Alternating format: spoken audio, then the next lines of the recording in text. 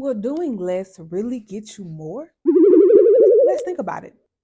You spend the first 18 years of your life learning how to maximize your time and be more efficient, achieving this sense that you can multitask and do more with less time, only to get to your emerging adult years and learn that the productivity you were seeking was unrealistic, harmful to your health, and that you need to unlearn so much just to be a halfway productive adult.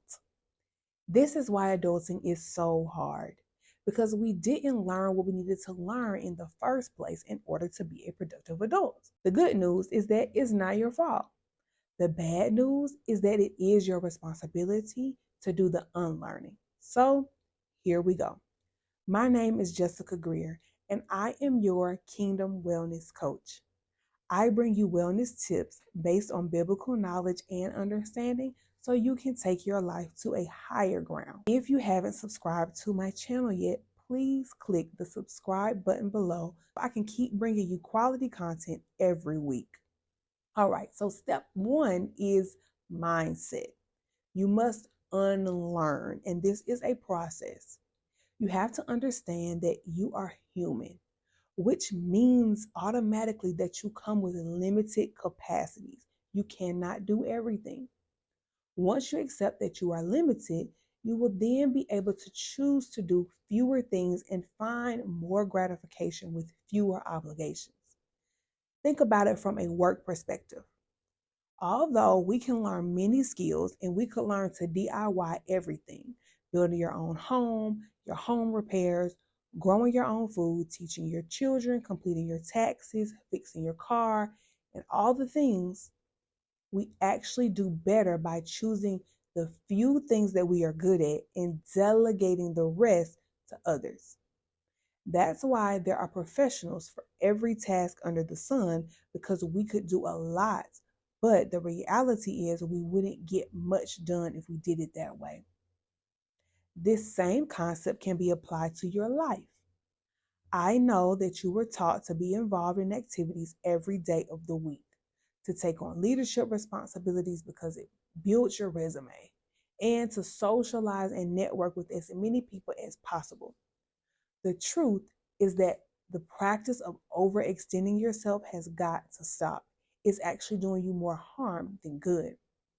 It's okay for you to have a job and to have a hobby that you're really involved in, and that may even include a leadership role. But by the time as an adult you add a spouse and family to the mix, that is enough to keep you occupied every day of the week. Don't forget that on top of that, you have to maintain your own health in whatever way that life requires at that juncture. It is not your responsibility to help everyone at the expense of yourself. This is the mindset that choosing less so you can get more satisfaction out of life. Step two is application. Once you have embraced the fact that you have limits, you can now choose which limits you want to operate in. What are your needs, your passions, curiosities, the things that inspire you? What really keeps you motivated towards improving your own life in this season? Once you have identified the things that you need in your life, you can take away anything that is not needed. Maybe that looks like delegating tasks to others who can handle it, or asking for help so that everyone pitches in with the cooking, cleaning, and household tasks. It may require you to look for a job that allows you to utilize your skills and uncover your passions and curiosities while you're already at work. Your life is going to look drastically different after you have done this step of application, but you will feel so much better and focus on what really matters. I'll give you an example of how this worked out in my own life. As far back as I can remember, I was always really good in school, and I was always super involved in activities outside of school as well. I did sports, clubs, church ministries, the works. By the time I was done with college, I just kept it up. Work, church ministries, several times per week, alumni club meeting, Girl Scout leader, I did everything. I never took a break. I just kept adding more and more and more obligations. Finally, about 2 years ago, I started truly evaluating what I wanted and needed. By this time, I was married, working full time, trying to develop a business, and I was still involved in activities beyond my work in the school system. My schedule was always busy, and I was always tired. But somehow I would get the motivation to keep on going. But in my personal study time, God had begun to teach me about the concept of rest and what the Sabbath is really about. When I compared that principle in my own life, I realized that I was making a choice to continue my involvement in activities that filled my schedule, but were not satisfying my needs. It was no longer about landing the job, making more money, building a reputation. I needed to rest. I had played my part and I had done enough. I then made the difficult decision to pull back from everything that was contributing to my problem. I did most of it strategically without causing harm to others by abruptly quitting things. I reduced my commitments. I left the church I was at. I limited the alumni meetings I would attend. Then I notified everyone that I would be stepping down when the year was over from my leadership position in my Girl Scout troop. I let my team at work know that I would not be returning the next school year.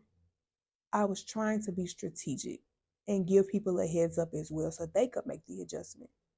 While doing that same thing, I made the decision to do a gradual shift so I could adjust to this new normal. I also kept a few things on my plate that fulfilled my needs. I still participated in a weekly Thursday morning biblical meditation group. I still worked full time, but at a job that gives me a lot more flexibility.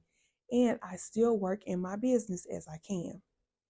The main thing I gained was so much more time at home, completing all the tasks that I needed to do anyway, but kept putting off. And I was able to spend a lot more time with my husband, which really improved our marriage. I spend time now on the Sabbath actually resting. By doing less, I was able to reorganize my priorities to get more done. The final step is about accountability. Regardless of how you plan to achieve your goal of doing less, you need to maintain your commitment over time. We don't put down one activity only to replace it with something else. There needs to be one person who you can check in with about your decisions. It could be a mentor, a friend, your spouse, even. Someone who knows you well and will call you out when they see you reverting to your old ways. You have built a habit over the last 20 plus years, and it's hard to break it.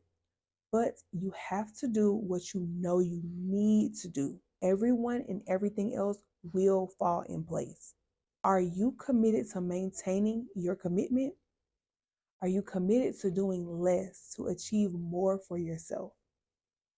I believe you can, and I can help you get there. If this video resonated with you and you want more guidance on how to take the next step in your faith journey, I invite you to explore more by clicking on my calendar link in the description below to schedule a free consultation. You can also subscribe to my free weekly newsletter where I provide Christians with biblical tips and practical tips on how to grow their faith. All you need to do to subscribe to my newsletter is click on the link in the description box. Remember to like this video and share it with others. And until next time, Kingdom Kin, be blessed.